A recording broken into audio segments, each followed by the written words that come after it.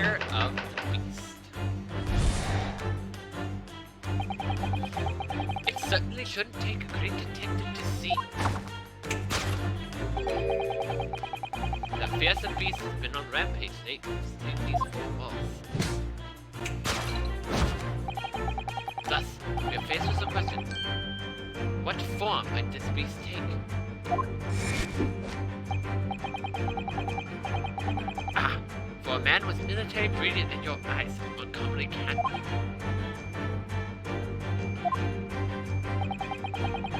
The furtive glance then, Mr. Garrideb, leads us directly to the answer.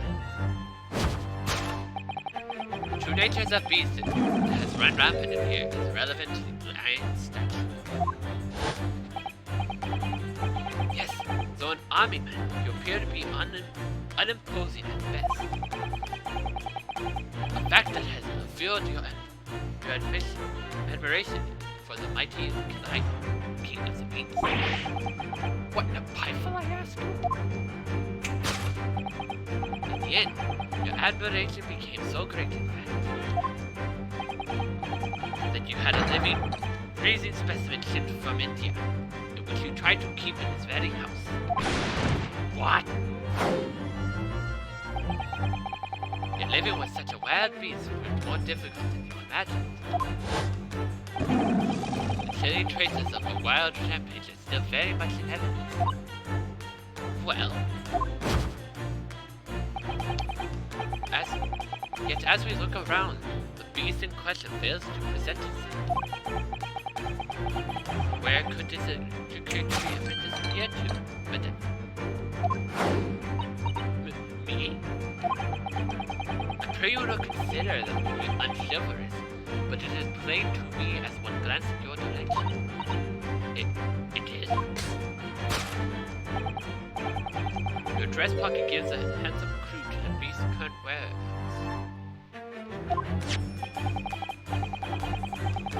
Or protruding from its handbill advertising circus show. Ah.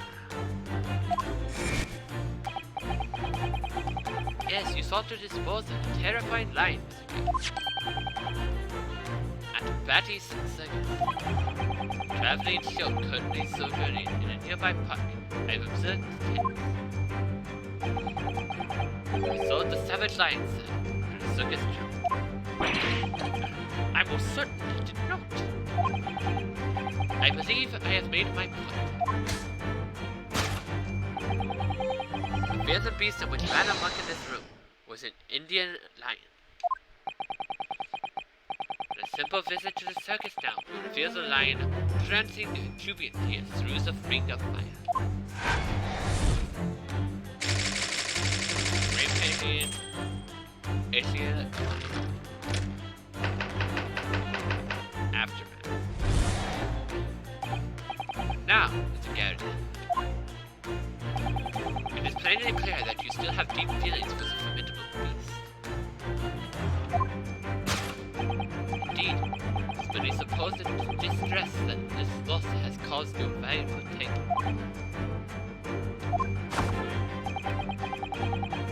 Your head weighs heavy on your shoulders, the pain you feel revealed by the supporting arm.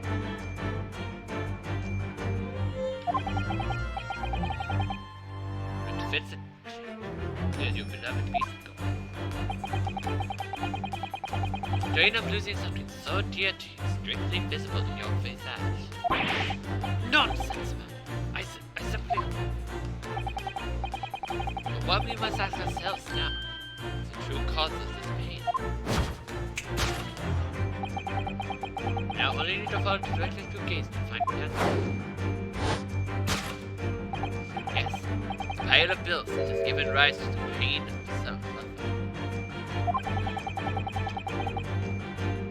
Every envelope contains another demand for payment. Cartloads of meat, potatoes, wheat, and tea. Indeed, feeding your beloved has had a devastating impact on your financial circumstances of your household. And so he had no choice but to let it go. Yes, well, now, in a final fit of fate, the ferocious beast carried out one last unimaginable attack. Unimaginable?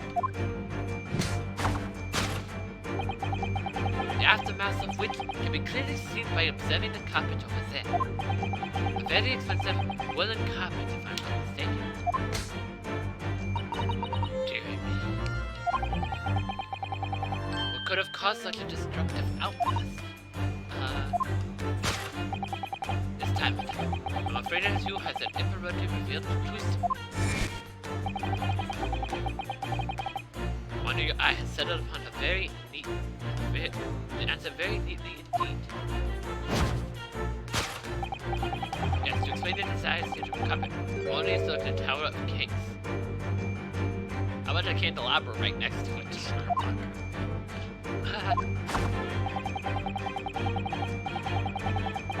There's no creature more dangerous than us than a beast with an untamed appetite. Was it, or was it not once said by a certain noble woman, if they have no bread, let them eat cakes. Food is at the heart of all tragedy. Whatever do you mean? Having tried to taste the cake, the beast began to stalk its prey. I'm sure I need to not spell out the nature of the final act of destruction carried out by the beast. There's only one logical conclusion. Worked into a frenzy by hunger, the lion attacked and ate the carpet. The taste box and the carpet are a perfect match with the lions I once saw in India. Okay, that just doesn't.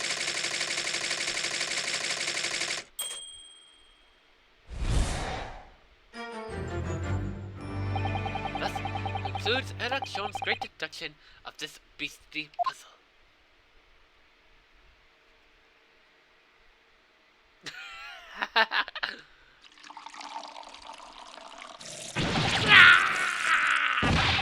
What is the matter with you, John? You're pouring scalding hot tea all over me. Wait, did Joan get added to this? Yeah, she's right here.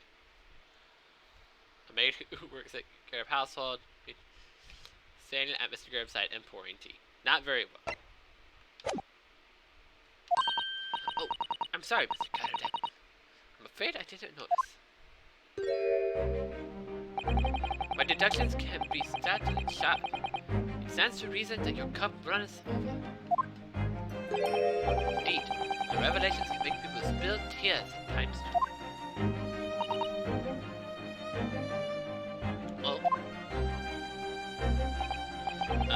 Mr. Jones, sorry to fit in again, but could I make an observation? Why, certainly, Mr. Naruto. What is it? Hint? Well, your deduction's just in. Do you really think a lion could fit inside just a room of this size? Indeed, it is the only explanation for the facts. Terrifying truths all too often lies beyond the realms of common sense. Wouldn't it be an idea to consider what lies in the realms of common sense as well? But the uncaged lion had run amok in this very room. Surely Mr. Garrideb and his maid would have been hurt or worse. Ah, that is where you are stuck. No doubt the former military man held his own against the beast using his large cannon. Yes, because that cannon's totally going to be able to be fired in that house, so that nobody in the area is going to notice.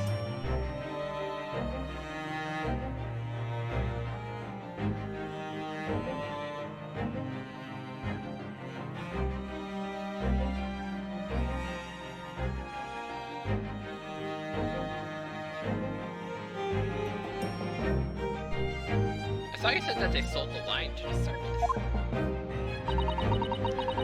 What about the food? The potatoes are one thing. But I don't believe I've ever heard of a lion that drinks tea. Ah, my dear Sasato, it occurs to me with some regularity that irrespective of race and breeding, whenever anyone lands on Great Britain's soil, they are infused with highly appropriate taste for afternoon tea.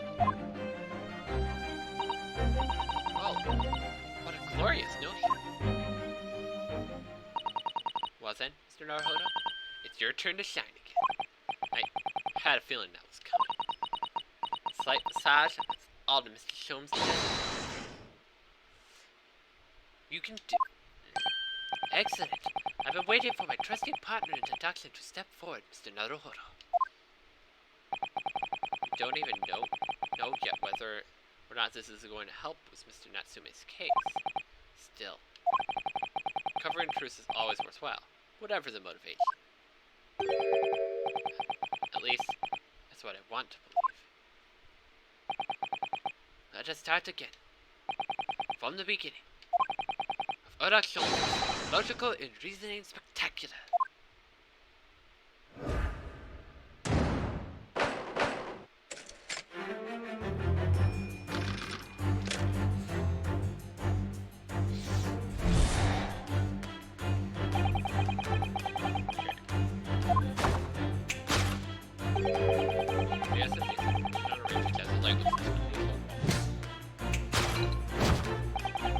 We are faced with some questions. What format does Beast take?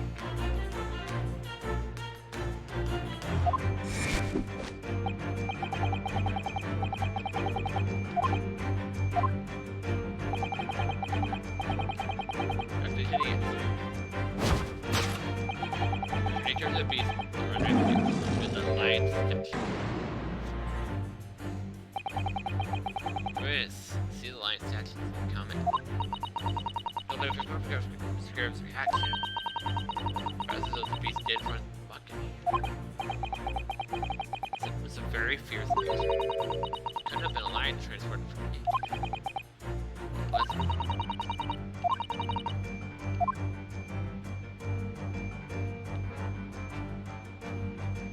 So we got this picture frame back here.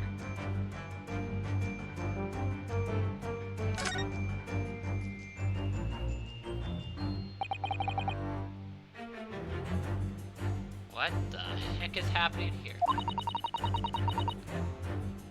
Oh, it's just what? Wait, I was like, what is that? Looks very happy, doesn't it? But can't make out the bride. What if the bride is the victim? What if the bride is the victim? That's my guess. That's my future guess right here.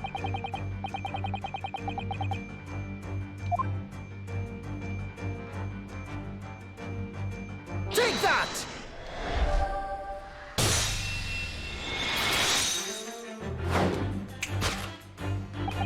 The true nature of that beast that has run rampant here is revealed by that newly cry. Precisely. There is no explanation that could possibly fit.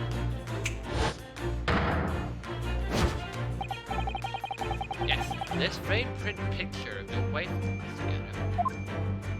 And while we lament the fact that her face is obscure, we can still make out her mighty arms and note the considerable horsepower it must contain. Oh, indeed, surely any woman of such power would be honored to prescribe this beast. Honored might be stretching a point.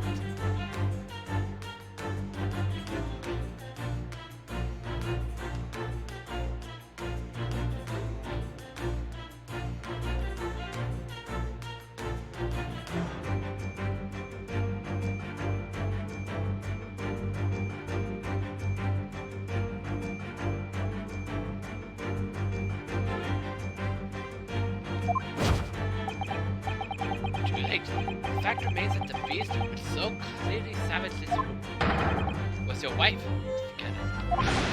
Yeah. Chilling traces of a wild rampage were still very much in evidence. Well, yet we look around, the beast in question fails to present itself. Where could this angry creature have disappeared to?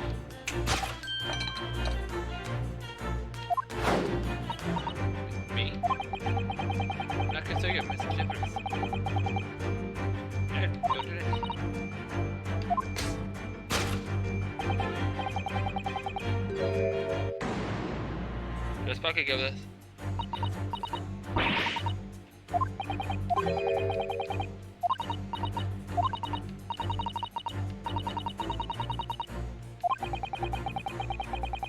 No, maybe it's losing.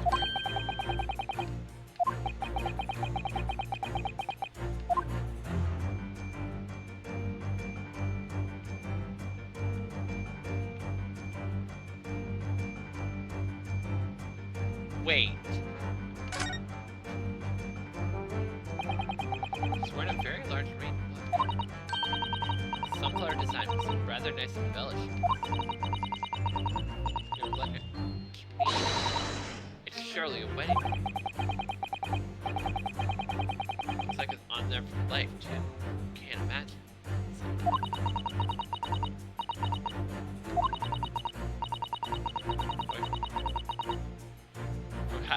Had a very much like this.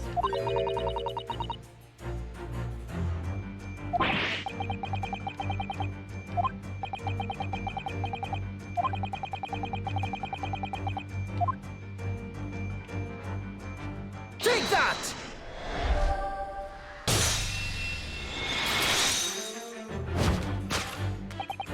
Your wedding ring gives us a handsome clue to the beast's current whereabouts.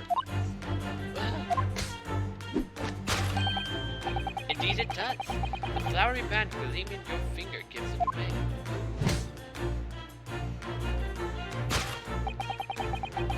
For it is identical to the one shown on the hand of Mr. Garrideb's bride in the photographic print. In other words, no ordinary household. No.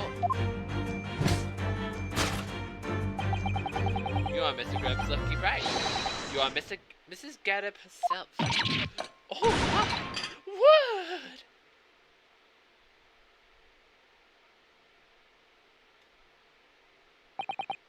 Well, surely fine detecting. As you rightly surmise, this is my wife. Yes, my children. Rather, let you go. Ah! It would appear you don't live in the most comfortable of circumstances. After all, you are a retired army man, yet you are in the business of renting out rooms. I would assume, therefore, you have insufficient means to employ a maid. Would you be correct?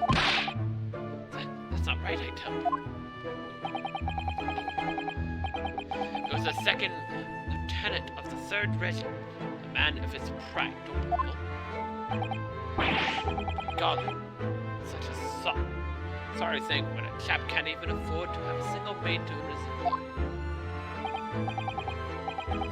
Yes, here in London, one is rather judged. A household cannot be considered worthy of society if it employs no staff at all. So, I could considered opinion, such concerns about appearance are folly.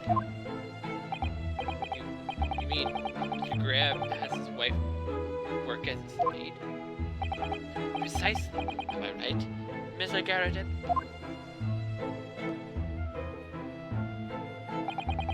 Only in company, obviously. But listen here. This must remain a secret. Tip-top secret. Please!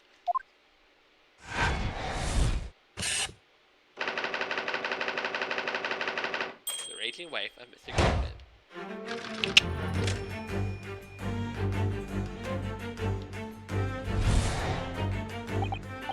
Now, Mr. Garrideb.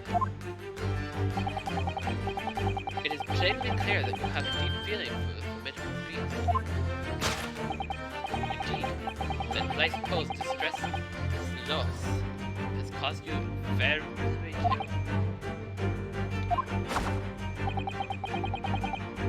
Your head weighs on your shoulders.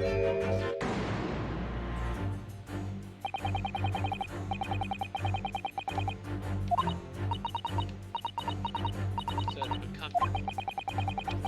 Mrs. Garrideb is standing beside her husband as we speak. In other words, he hasn't lost his beloved at all, has he? True. So Perhaps the supporting arm sees proper significance.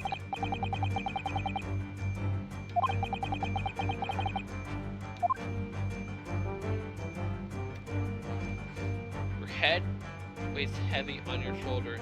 It's pain you feel filled by the supporting arm.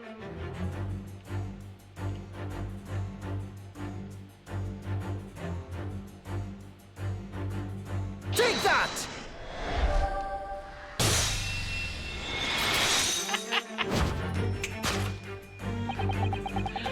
That's a big handprint. Your head weighs heavy on your shoulders. The pain you feel is revealed. Your pain will be revealed by that slashed cheek. And of course, the deliver of that impressive mark on your cheek refuses to fade. Was you, Miss Joan Garrideb? Well, yes. Have you been dead? Hide that slap mark on your cheek, sir.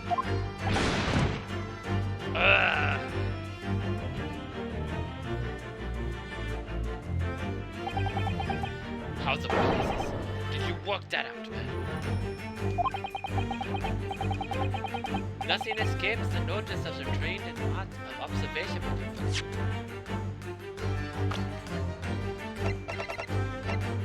You know, it'd be funny if after this one they just updated his profile picture to have that slap mark on it. That's why you have it look directly at us, even importance. To keep the other side from view. Well, now, let us proceed to the next conundrum. Why are we subjected to such a violent slap? As a reason, we must ask ourselves, what caused Mr. Gab to fly into a rage? And we need only follow the direction of your gaze to find the answer. Yes, this pile of bills has given rise to pain you suffer.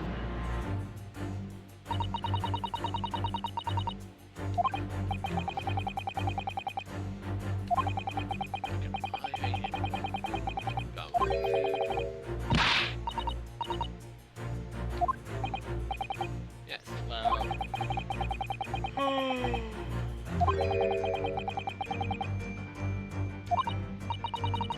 Move on, hit her husband.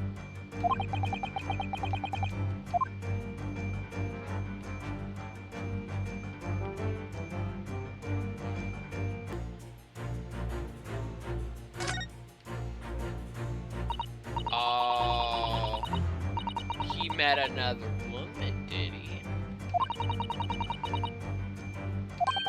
Oh, wait a minute. I don't think this is a book. It's a note written in a woman's hand. James, I love you. Yours, Mary. Look like some lip marks made with lipstick.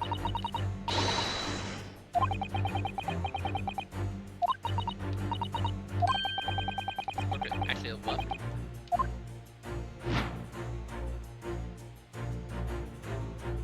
Take that!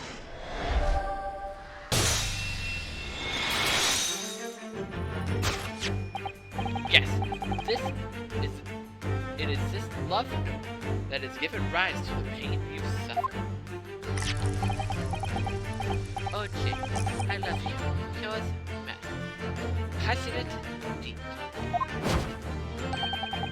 Perhaps the sender of this note, certain Miss Mary, is the fly on the ornament. Yeah! I don't know that body woman. You don't know her? A note wasn't written to me. It's in a book. I don't know how it got there. It was just in place. That's right. That's what I've been saying. A likely story. Now listen, Joshua. One thing, I explained it all the time. Bought the book in a second-hand place. I must not. And That note must already have been in there. So the previous owner's book was using the note as a book. That's right. There is there. Unlikely story. For heaven's sake, look at the name. Jane. Name, in case you have forgotten. Jonah! Unlikely story. Are you questioning my name now? And there we have it. Arouses suspicion of the female hunt. The leash of beast, the most furious bite.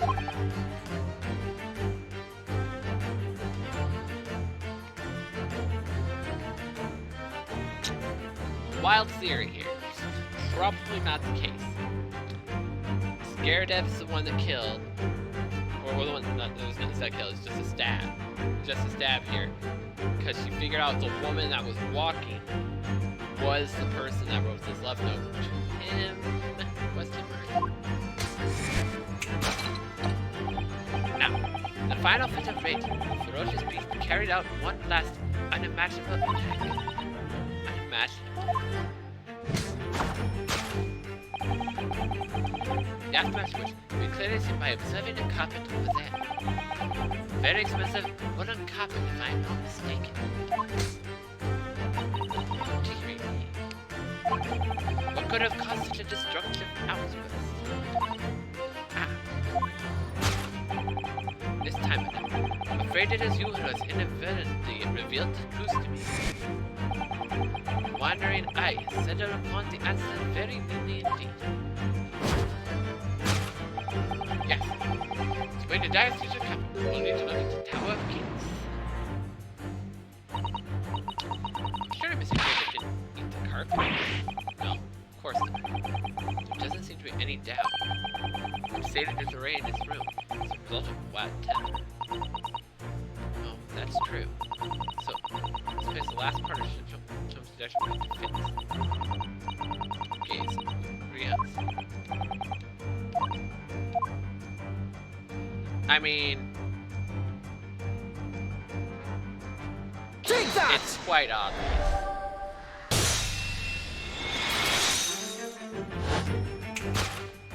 Yes, to explain the dire state of the carpet, only need to look at the candlesticks.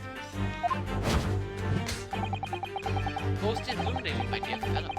And of course, only possible way out of the logical level.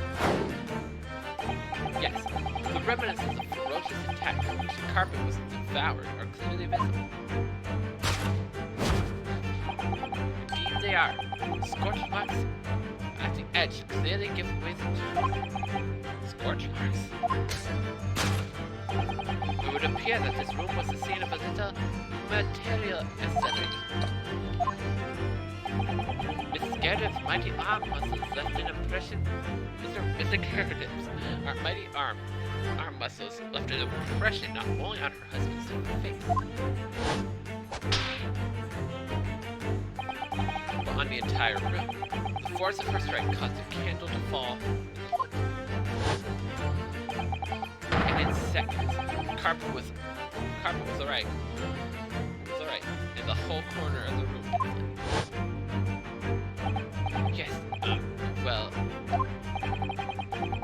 for the moment of ferocious beast, for the most ferocious beast in the world is neither a violent lion, nor a vengeful woman, but fire. And in this room, the ferocious beast bared its claws and ran amok. Eloquently put, my dear fellow. So you see, there is but one conclusion here.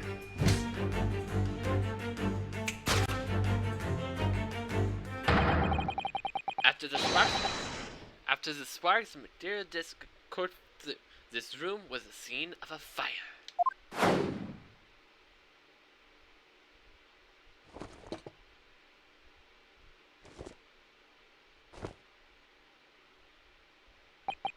Mr. Sholmes, I salute you.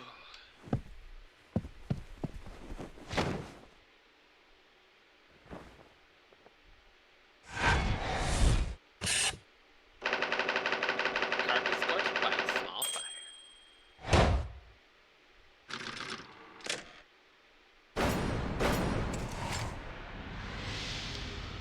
Elementary.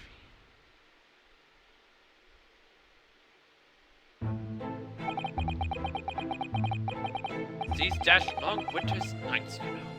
Nothing to do but read in front of the fire. Luckily, there's a jolly good second-hand bookshop just around the corner. By all my old notes. And in the pages of one particular novel, you discovered this rather illicit material. For which your wife astonished you harshly, it seems. I don't know about admonished. Demolished might be rather close to the mark. And the beast is most certainly in a... Here we go again.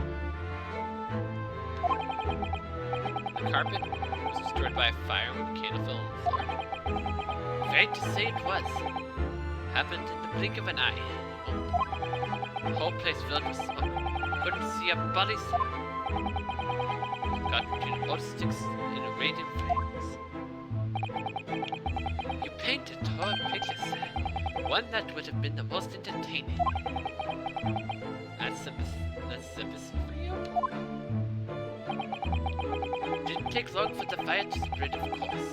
The body furniture started going up as well. Had to hide and mess behind the screen. Time being. Over here, Mr. Garrideb? There's nothing more to hide now, if you allow me to.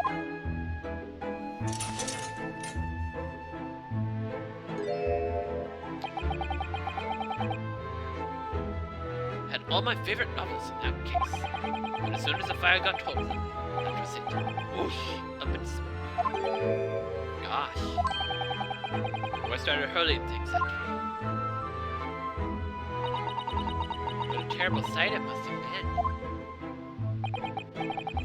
There I was, backed up against the window, heavy, under fire.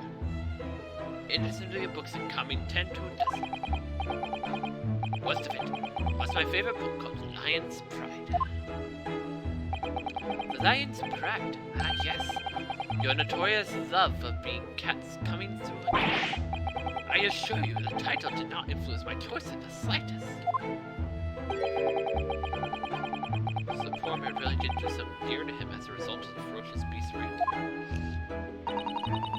Sir John's deductions turned out to be the correct once again. It can only be described as a great British wonder. I tell you, it's total carnage. Flames everywhere. Oh, stick and feet. Out of interest, what time of day was that? I'm sure I can remember. It was 2 days ago now. Let's see, around 5 o'clock, I think.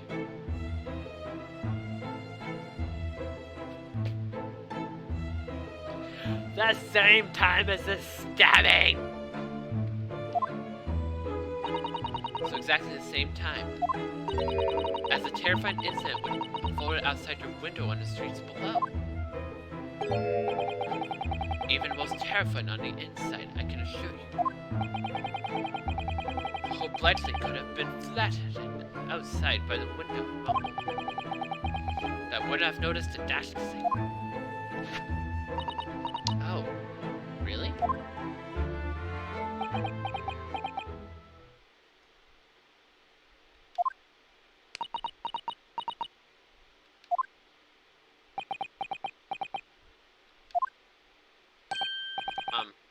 Mr. Sholmes? Yes, Mr. Naruhodo? What can I do for you? Well, I think we got to the bottom of Mr. Garrideb's situation now. What does that have to do with Mr. Natsume's circumstances? I can't help you there, I'm afraid. Why? My dear fellow, if you recall, I did say as much from the outset. I warned you that although I knew the retired army man to be hiding something, I could not be sure whether the secret would prove to be relevant or not. I just knew you were gonna say that. Now, Mr. Naruhodo, you mustn't lose heart. Bear in mind, all things follow only one of two categories. Those relevant to the case, those not. That makes sense. It makes no sense. Well, no matter. It is far greater importance that you make up your mind now. Sorry? Visiting hours at the prison will soon be over. Oh! Oh no, is it that time already? We are to accept Mr. Natsume's case. We have official paperwork to attend to. So that's it. No more time to think. Perhaps you'd like to mistake yourselves to bidding us farewell now. I must prepare supper for Mr. McGill. Oh, yes. I'm so sorry. Thank you both so much for your time. Seki-san will be waiting for us. I'm going to have to give him an answer.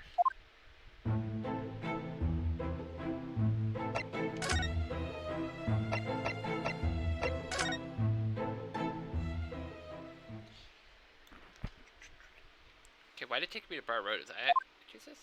It's time, Mr. Ho. Let's hurry back to the prison. Yes, I know. Let's haul a carrot. Oh. What's the matter? Looks like something's going on over there in front of Mr. Garrideb's house.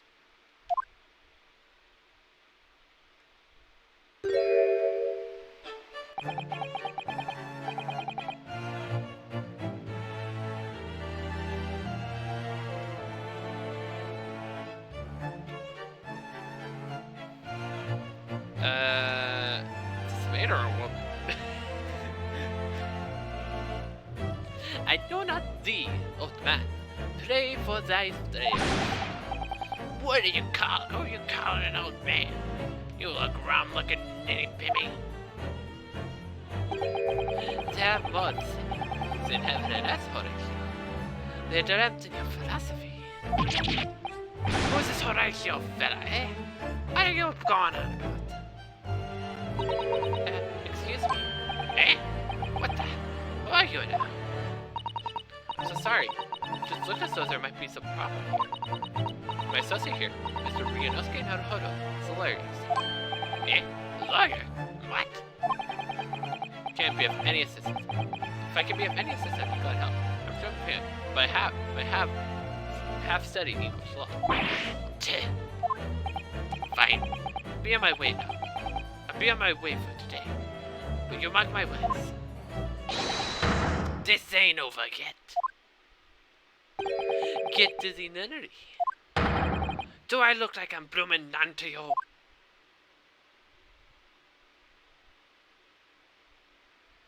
What the heck is this? What was that? What? I do hope you're not injured. Oh, fair Eastern maiden. So I checked and thinking. What was that about? There are more things in heaven and earth, Horatio, than dreamt in your philosophy. Not Horatio either.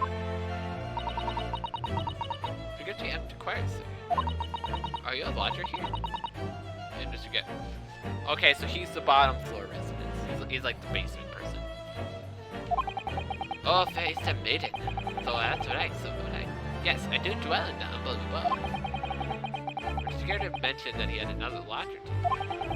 This must be the man. Do you happen to know the other lodger who lives on the first floor? Ah, yes, the gentleman named Natsume. Oh, what was he? I'm told. I missed my battle near. Sorry? Battle, did you say? Which tongue at Amelot Macbeth. Mr. Natsume and I sparred along into the night. Let's see. I don't fully understand, but to see if Mr. Natsume and his gentleman are acquainted at least. So fair maiden, so good gentleman. Can I tarry here any longer? Very well. What the heck? Didn't really understand it, but I think he's returned to his room. He's unaware of what's happened to Mr. Natsume, so can't really help us.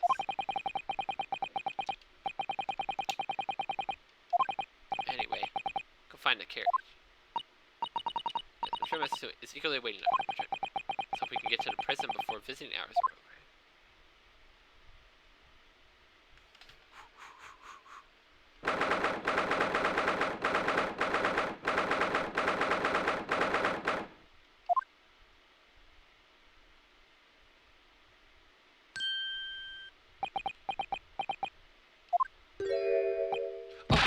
You're here. Okay. Locum student, Mr. Naruhodo Esquire. I can't believe you came back. I'm so touched.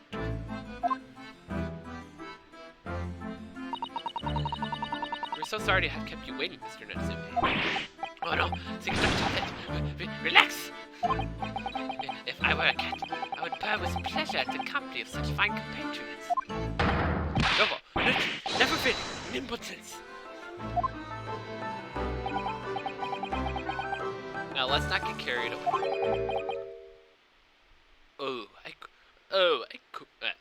I quite agree. There's nothing more than we should. The familiar one from native stuff. I feel like this is wait. Oh, it's Sholmes. It is so friendship transcending international borders that it truly appreciates the facts. Such is my belief, at least. Yes, it is you. The miserable, rotten spy, Sholmes. I love how at the same time he just like, yep, that's me. Mr. Sholmes, what are you doing here? I have no intention of doing anything save observing, of course. Whatever do you mean, Mr. Sholmes? Well, having encountered some curious radiant material in that gloomy room, and having unmasked the secret identity to that eccentric pair, I decided I should drop in on my way home to see how the deserved event is fared.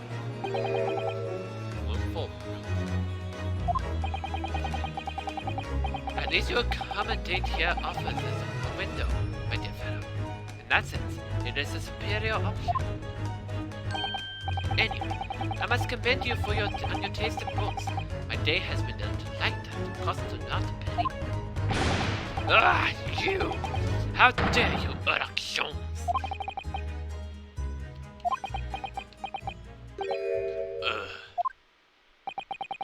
I've had it. I'm through. At the end of my rope. I should never have come here to Great Britain. It was a terrible mistake. Haunted by spirits of those accused lodgings, no doubt my luck will be cursed tomorrow's trial as well. My whole life is bedummed.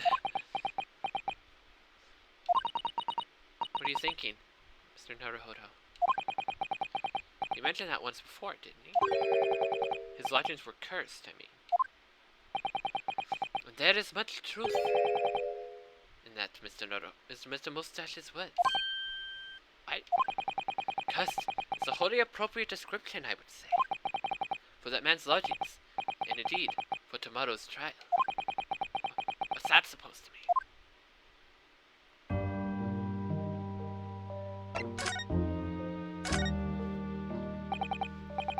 Mr. Natsume, what do you mean by what you just said now? About the trial tomorrow being cursed? Oh no, why are you looking at me so grave? You're making me nervous. I was just getting carried away. I didn't mean anything bad. Oh, I see. That really agitated him. You don't mean the trial really is cursed somehow? Are you referring to the prosecutor? The Reaper of the Bailey? Oh no, what do you mean? Please, tell me, summarize it in a 16th silent way.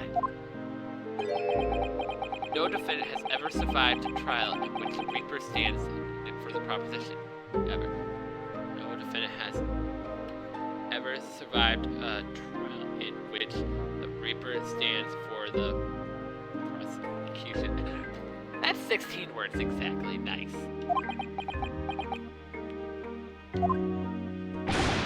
Oh my goodness! Can it really be true? That was 16 words exactly. Yesterday, Mr. Naruhodo successfully defended someone against the Reaper. But then, after the trial was over, the defendant passed away in an unusual circumstances. Mr. McGilded. What? What? I am impressed, Mr. Sasato. You have an eye for detail. Actually, Lord Chief Justice told us. Mr. Sholmes. Surely it can't be that. It can't be that having failed to have the accused convicted, Lord Van Zieks killed the man himself. Oh no, he couldn't have, surely. You have a wonderful notion. Sorry? The man isn't a mass murderer. He is a court prosecutor, my dear fellow. Oh? Yes. Why, of course he is. Of course he is. Then, why are you trying to scare me? It could be said, however, that the real truth of the man is even more terrifying than your hypothesis. What on earth do you mean by that?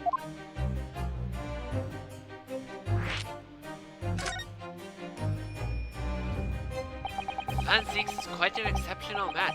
However, in London courts of law, exceptional does not equate to winning every case without exception. That's good. Seki-san looks like he's going to cry tears of joy. As you are no doubt aware, in a British criminal trial, there is both a judge and a jury. The judge officiates based on the letter of law, whilst the jury offers public opinions of common sense. It's an excellent system, whereby the defendant's guilt is considered on several points of view. However, public opinion in particular is somewhat easily manipulated. Right. Criminals and corrupt lawyers, for that matter, can use it to their advantage. By any means, their disposal, contriving evidence, calling impostors and witnesses, and so on. By such underhanded means, those who would want to are able to sway the jury, which means that even in light of irrefutable evidence, the prosecution can fail. But it seems wrong. The wrong verdict can be passed. And sadly, from time to time again, it is simply the reality of the situation. That's alright. However, those indicted by Lord Van Zieks cannot escape justice. The fate is sealed. Oh my. So as the education may see them leave the courtroom with their freedom. Within months, they all disappear. It is most striking. To disappear? But how? By all manner of misfortunes then. Perhaps they are trampled under the passing carriage. Perhaps they fall in the Thames and drown. Perhaps they are suddenly overcome by a raging fever. Or perhaps attacked by a hayman. No. All examples of the reality of the events in London.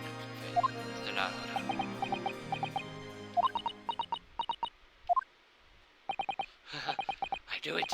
I'm dead. Done for. Doomed.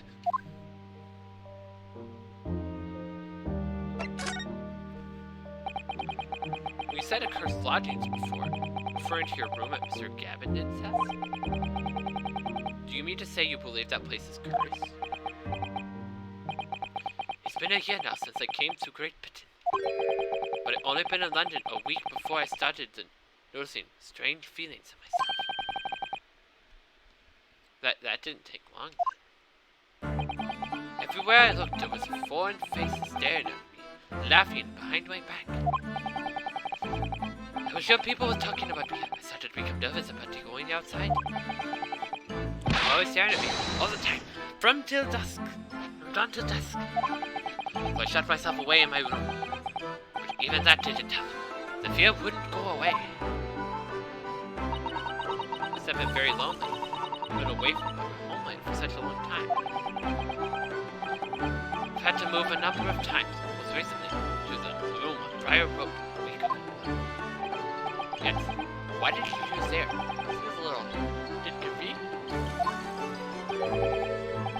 The rent is cheap. I've sold out of money. It has appealed to these straights, right? Of course, I asked why it was so important. Landlord just simply said, the room is cursed. Oops. He quickly tried to cover his mistake, But it was too late, so I told him.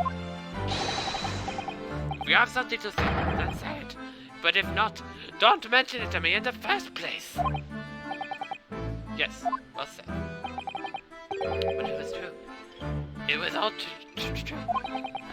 You mean, really is cursed then? Ever since I moved into that windowless hellhole, my sleep has been plagued with nightmares. I awake feeling as though I've been choked to death. My waking hours, people are stabbed in front of me as I walk down the street. I'm branded a killer, thrown into prison. Nobody wants to know me. Surrounded. Spits! If only there was someone. Just one person on my side. Me? To believe. Yes. To believe.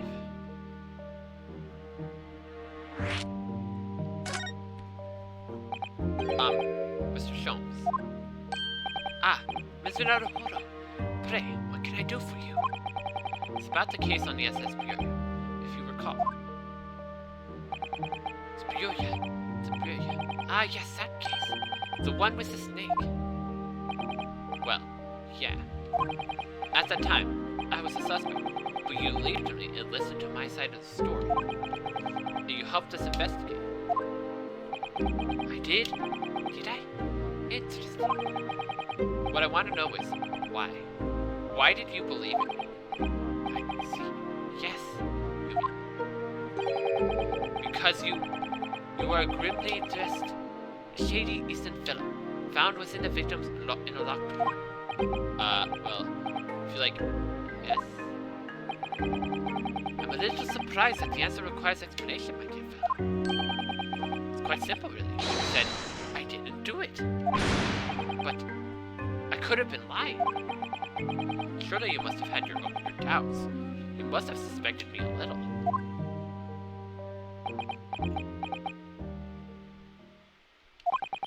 I think perhaps you have misunderstood. It is to recall believing in you, nor as I believe in which you were telling me. What? You see, the only thing I believe in are those I choose to believe in. What do you mean, Mr. Sholmes? I make up my own mind when I believed in what is not. If I should like to believe in something now, do. The circumstances can hang as far as I am concerned. But I could have betrayed your trust. In that case, I should have made an elementary error of judgment, nothing more. Betrayal of trust is an overused excuse, my opinion. Meaning?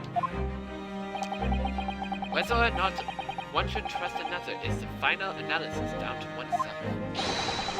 It is a matter of whether or not one can trust oneself. Yes, he's right! He's right! Welcome, student lawyer Naruhodo Esquire. Whether or not I can believe in myself. A defense lawyer is one. A defense lawyer is only as good as his faith in his client. That comes down to how much faith he has in himself. Heck yeah, Kazuma. You're so right, Kazuma.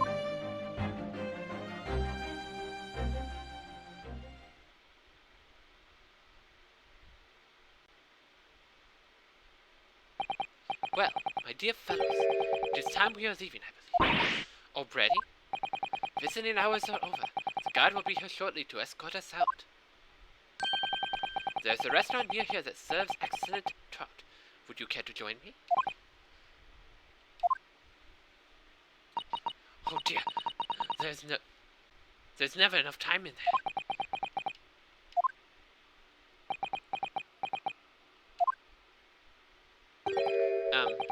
Mr. Natsume, if you'd like, in a trial tomorrow, I'd be happy to represent you.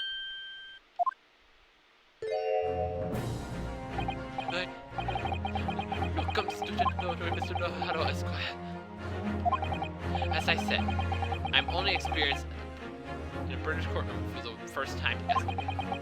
And although the man I was representing was found not guilty, I lost sight of something crucial.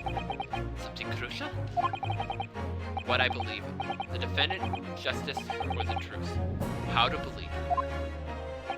But I think I finally worked it. I've decided I must believe in myself above all else. To trust my instincts. Yes, Mr. Haruhodo. My instincts are telling me that you, Mr. Natsume, are innocent of this crime. It is imperative that we prove that you welcome to the I will fight for your innocence until the bitter end with every weapon available. So I hope you'll permit me to represent you tomorrow. As I said when we first met, I entrust my fate to someone who will listen to me, my native tongue. Of course, Mr. Natsume. It would be fair to say, Mr. Naruto, that your mind was in many ways made up from the outset. You merely needed the events of today to fully realize it. Yes, I think you're right about that. What about your got their name?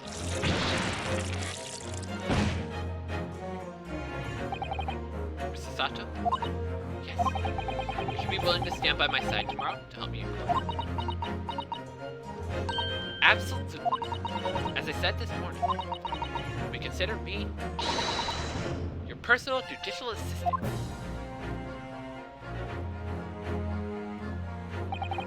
Shocking events of yesterday's trial still weigh heavily on my mind. But it's time to stop looking backwards. Kazuma believed me, and Mr. Sholmes believes in me now too. So it is time. Time that I've learned to believe in myself. So Seki-san has no one. He's all alone. So it's my job to help him, to fight in his corner. Tomorrow, with all strengths I can muster.